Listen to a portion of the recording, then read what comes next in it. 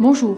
Nous avons bien compris l'importance du travail d'équipe dans les écoles et également les équipes externes. Aujourd'hui, nous aimerions vraiment aider les écoles à mieux s'organiser et à intégrer la numérisation dans une classe. On parle ici du choix des outils, mais également de la formation, que ce soit les enseignants, les professeurs, les éducateurs, mais aussi les élèves. Mais on peut également parler de la connectivité et tous les services informatiques qu'il y a derrière. Bsoft et Signpost vous proposent cet accompagnement tout au long de ce parcours. Je laisse la parole à Mike, qui est ici présent pour vous présenter les différentes possibilités de la connectivité. Signpost est le partenaire TIC pour l'enseignement et on attache beaucoup d'importance au mot partenaire. Beaucoup d'écoles nous ont demandé des questions concernant leur infrastructure, concernant leur connectivité, la bande passante, etc. En cherchant une réponse pour ces questions, nous avons uni nos forces avec Proximus et Academic Connect est né. Votre réseau scolaire est-il prêt pour le futur? Avez-vous assez de bandes passantes pour vos ordinateurs? Êtes-vous protégé contre les cyberattaques? Toutes ces questions, on aimerait bien les répondre avec notre produit et avec nos services Academic Connect. La question la plus importante, est-ce que notre connexion est prête pour le futur? Voici la raison pourquoi on a intégré le fibre optique dans notre offre chez Academic Connect. En plus, si une école décide de prendre notre solution Academic Connect, ils ont la possibilité d'offrir à leurs professeurs, à leur équipe pédagogique, aussi une réduction supplémentaire sur les produits Proximus Flex. Si vous êtes intéressé par notre offre ou vous avez des questions supplémentaires, vous pouvez trouver toutes les infos sur academicconnect.be. Bonjour et bienvenue au 7 Connect. Je suis Sébastien Place et je viens ici partager avec vous l'expérience d'accompagnement avec les écoles sur l'appropriation du numérique au niveau des outils et de la formation au niveau des enseignants et des élèves.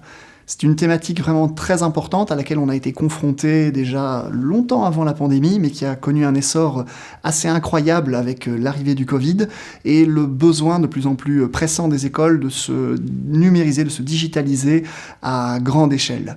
Et donc c'est pour ça qu'on a tenu avec les différents partenaires du numérique en éducation dans l'enseignement en Belgique à pouvoir former rapidement et efficacement un maximum d'enseignants et d'enseignantes sur l'utilisation du numérique au niveau inclusif, au niveau pédagogique vraiment profond.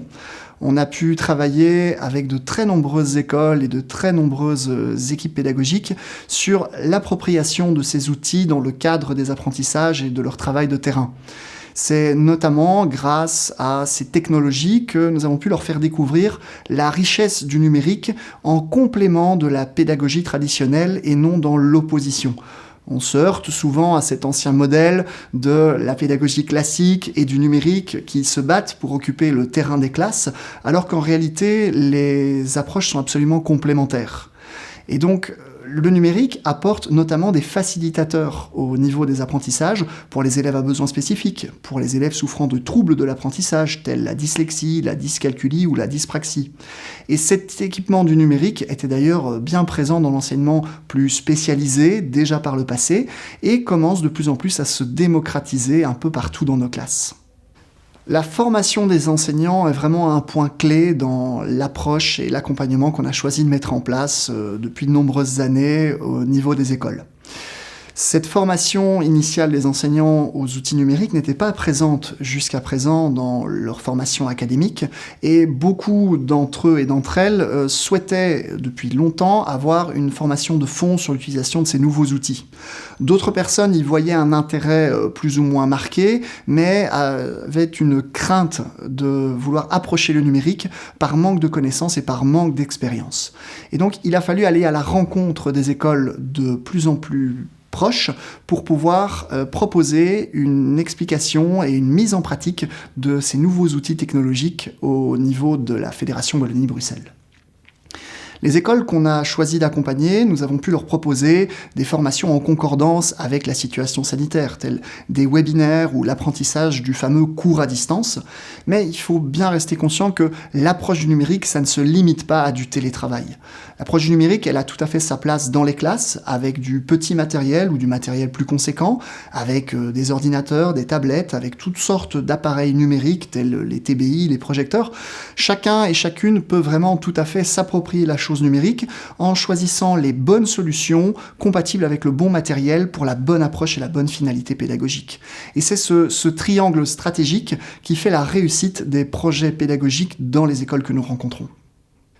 Plusieurs milliers d'enseignants et d'enseignantes ont donc pu profiter d'une formation de premier plan sur l'utilisation du numérique et ça leur a permis de rendre leurs cours beaucoup plus adaptables, beaucoup plus inclusifs et beaucoup plus adaptés finalement aussi aux besoins de leurs élèves.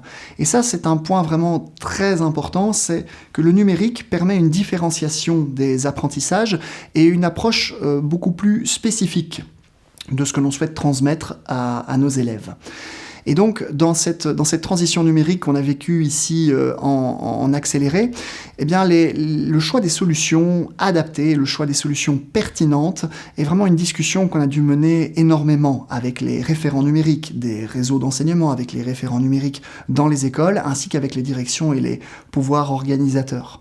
Il est évident qu'il existe une diversité de logiciels, de solutions et de technologies, et il est très important dans l'accompagnement, dans la transition numérique, d'apprendre à faire les meilleurs choix en fonction des besoins, et des besoins réels qui doivent être identifiés au niveau des écoles.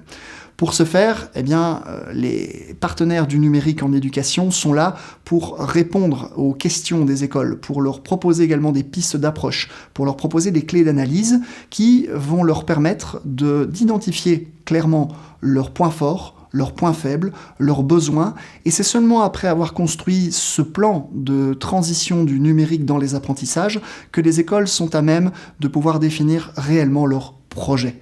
Et donc cet accompagnement a vraiment permis aux écoles de se rendre compte qu'un projet numérique dans une école ne doit pas se construire en fonction d'un matériel qu'on va pouvoir glaner ici ou là et qu'on va chercher à tordre et distordre pour l'adapter finalement à une réalité de terrain, mais de partir de la réalité des classes, des besoins des enseignants et des élèves, afin de construire couche après couche la meilleure approche technologique en termes de matériel et de solutions pour répondre à ce projet que l'école aura pu définir.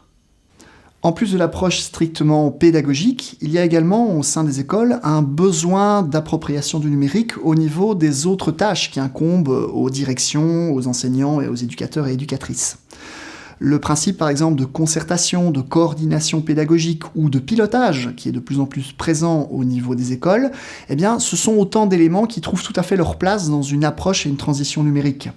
Avec les bonnes technologies et les bons outils, il devient beaucoup plus efficace et beaucoup plus pertinent pour les écoles d'aborder ces grandes problématiques et de pouvoir croiser les idées, collecter des données, des statistiques, des souhaits ou bien des desiderata émanant des membres du personnel d'une école, d'un pouvoir organisateur ou d'un réseau. Et donc ces différents éléments trouvent tout à fait leur place et sont nécessaires aux transitions numériques qui ont lieu dans les écoles afin de leur permettre tout simplement de donner vie à leurs projets et ce, avec de larges perspectives et une grande envergure.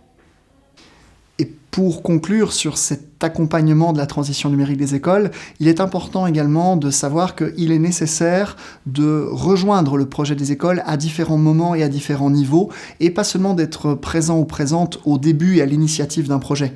Il est vraiment important de proposer un accompagnement de long terme, avec de la formation continuée, avec sans cesse de nouveaux contenus et de nouveaux supports de formation mis à disposition des enseignants ou des élèves, ou en tout cas d'aider les écoles à construire par elles-mêmes leur nouveaux référentiels, leurs nouveaux contenus de formation, afin de s'approprier pleinement tout le processus de création pédagogique au travers du numérique et de pouvoir avancer concrètement vers la réalisation de leurs objectifs.